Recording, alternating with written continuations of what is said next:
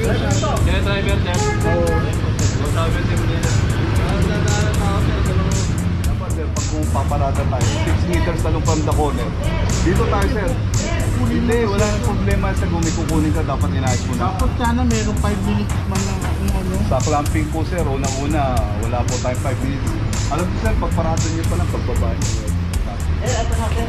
Dapat nakaganito tayo sir. Para yung tao, may madaanan po sa kapila. Yung kulangin ang tanda natin.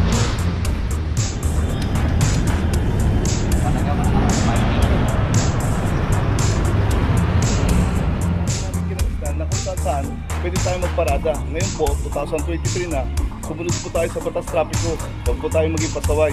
Yun lang po, salamat.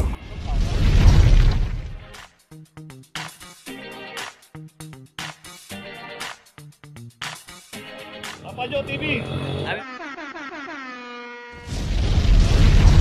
Sa Matimias Corner, Alfonso Street, dito na may isang Nissan Terra. At ito wala ring driver. Room number 2321.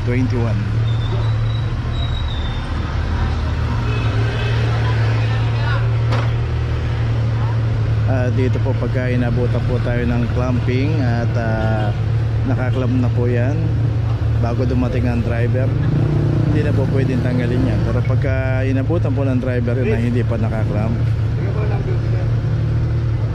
pinagbibigyan po yan.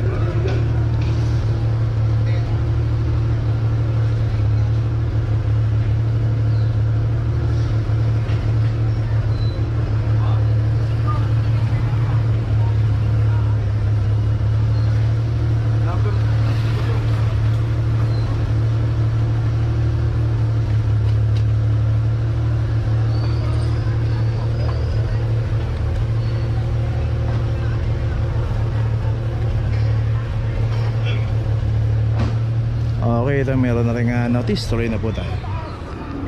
Location natin Vicente Cruz Corner, Loyola Street. At dito isang Toyota Hiace from number 2341. Kaya driver niya? Oo. Sabi din nila.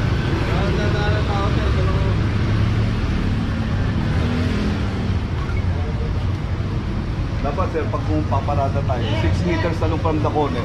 Dito tayo sir.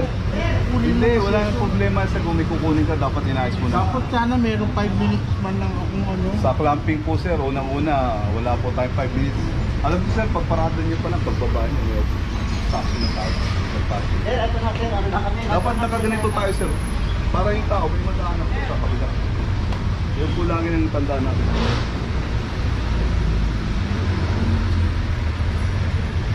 Ito sir, puntahan na lang po natin sa Central Market.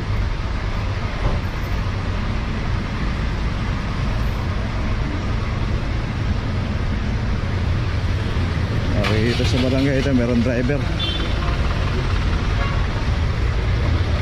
Tuloy na po tayo. Location natin Gastambide Corner, San Anton.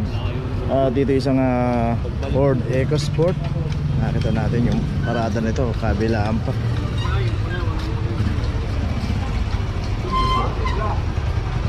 Okay, ito may clamp na 23-53 yung isang Ford EcoSport. At dito may isang delivery truck 005. Dito to sa may tapat pa ng isang hospital dito.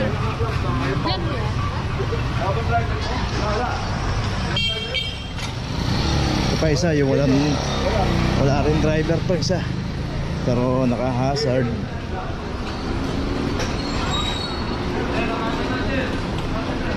Itong isang Hiace dito, kailangan panlapitan.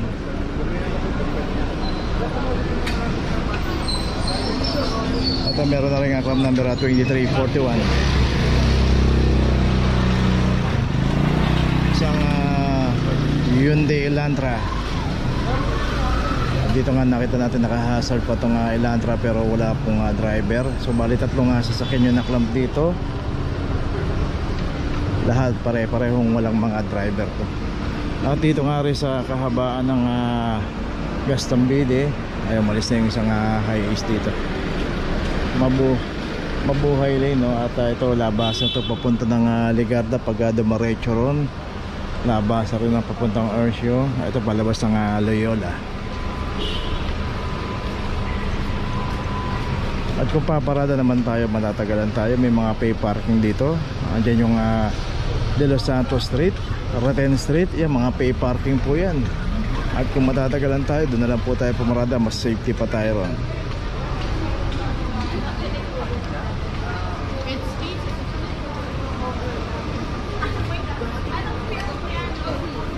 So ito yung sa Ford EcoSport may notice na. So yun sa delivery truck meron na rin. So ito na yung ginagawa sa Elantra.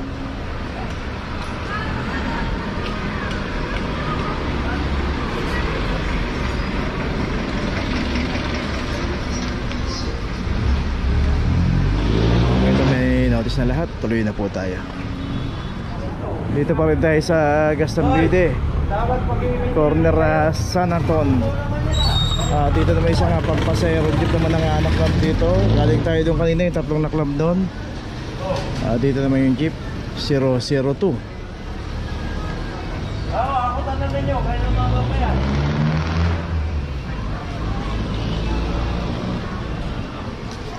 Puro ngayon wala kayong bayak. Dapat sabihin nyo ito. Ba't kayo takot? Totoo naman sinasabi nyo. Ha?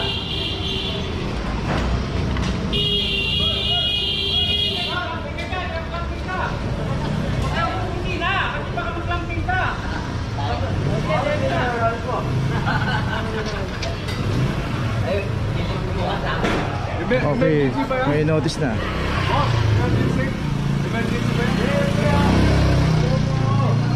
Ayun mga ako sa Dubai. Ako magano. Ako tulungan mo. Okay, tuloy na po tayo. Okay, dito ngayon tayo sa Don Quixote Corner, Espanya Boulevard. At dito yung sticker policy ng barangay. Dito meron ginawang resolution ng barangay dito. At karamihan na nakaparada rito is residente nila. So ganito yung sticker. Ayan. So merong control number yan. So paano ka makakahinga yan o makakuha niyan na makipag-ugnayan tayo sa barangay. At may mga requirements po yan. Magpasa po tayo. At yan po, wala pong bayad yung sticker na ini-issue nila. So dito yan, yan lang po yung policy nila rito. Kasi yung ibang barangay din naman may mga policy, may mga one side parking. At dito rin sa kahabaan ng Don Quixote is secondary road. Pero mas mainam pa rin po kung meron tayong sariling garahe. Kasi hindi natin masasabi na pangmatagalan tong resolution na to. Pero kung may sarili tayong garahe, wala na tayong magiging problema. Hindi na natin kailangan pumarada o humingi pa ng sticker sa barangay. Dito rin meron ding isang naklamp dito. Halos karamihan dito yung mga hindi naklamp, may mga sticker. So dito yung isang Honda City, ito nakaklamp na rin 23, 27. So ibig sabihin pag naklamp walang sticker. Ito wala ring sticker. Isang Toyota Camry. Ito ka, dito ka. 005. So yun, bine-verify muna yung mga sasakyan bawat isa. Tinitignan kung may mga sticker. Ito, kaya ito, yung kalitaw na. Barangay 478, Zone 47, District 4 ng Manila. So makikita natin may control number po yan. Kaya makipag-ugnayan tayo sa barangay. So yung mga naklamp dito, magtatanong yan bakit sila naklamp. At yung iba naman hindi naklamp. Inilalagay po doon sa notice yan kung ano yung reason ng pagkakaklamp nila. So yun, pagka naklamp tayo, pwede tayo makipag-ugnayan sa barangay. At itanong lang natin kung paano makakakuha ng sticker. So sa barangay naman, open naman yan. I-entertain naman kayo yan. Pag-check lang sila ng mga documents na katunayan na nasasakupan nila kayo. At ganoon din sa ibang barangay din kasi may mga resolution. Bukod tangi lang yung mga nasasakupan nila nga pwede mo pumarada ron. So ganun po yung mga policy nila rito. So ayan, may mga notice na po yung mga walang sticker dito. Tuloy na po tayo. Location natin, Pinobal Corner, España Boulevard. Dito naman yung isang Toyota Wigo, non-paying. Dito kasi pumarada sa pay parking dito sa kahabaan ng Pinobal. At dito pagka pumarada tayo, magbayad lang tayo ng parking, iayos natin yung pagkakaparada, magpa-issue tayo ng ticket. So yung ticket dito natin ilalagay sa harapan ng wiper o kaya dito sa harapan ng dashboard, yung nakikita. At dito kasi mismo yung PA dito, tinatawag yan pagka hindi tayo nagbabayad ng parking dito. Dito meron na rin claim number 2350.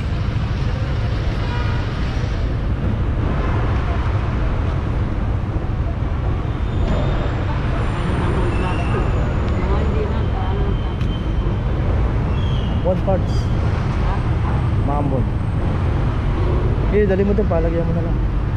Last week. Palagyan ng plastic kasi ito, Mambon na naman.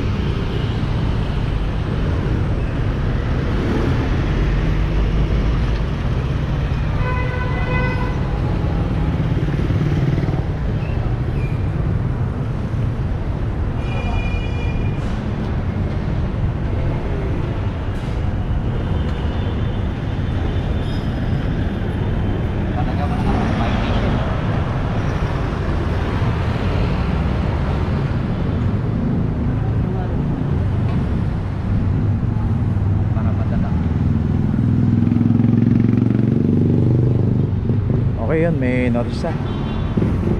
Kaya galiin po natin pagka nag-park tayo sa mga pay parking, magbayad lang po tayo ng parking. Okay, tuloy na po tayo. Okay, nandito na ngayon tayo sa opisina ng clamping, sa impounding dito sa Central. Dito na po nagtatapos ang ating vlog. Maraming salamat po sa mga subscriber, sa mga viewers, sa mga napadaan po sa ating channel. Maraming salamat po sa mga suporta nyo. Sa mga hindi pa po nakakapag-subscribe, subscribe na po tayo mga kabayan. Maraming salamat po. Mabuhay!